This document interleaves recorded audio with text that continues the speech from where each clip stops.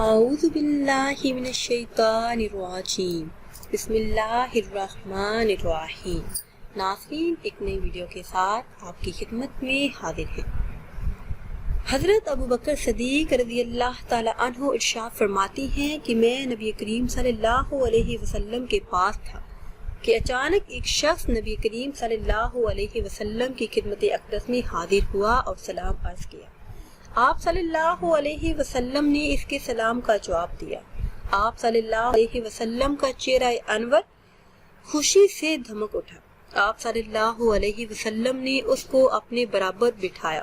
پھر جب وہ صاحب اپنا کام پورا کر چکے جانے کے لیے اٹھے تو کچھ دور چلے گئے تو نبی کریم صلی اللہ علیہ وسلم نے مجھ سے فرمایا، اے ابو بکر، یہ ایسا شخص ہے کہ روزانہ زمین کے رہنے والوں کے برابر اس کو نیکیاں پہنچائی جاتے ہیں۔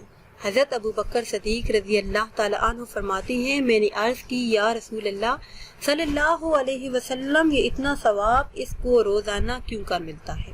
تو آپ صلی اللہ علیہ وسلم نے فرمایا، جب بھی صبح یہ شخص اٹھتا ہے تو مجھ پر 10 درود پاک پڑھتا ہے تو ساری مخلوق کے درودوں کے برابر ہے۔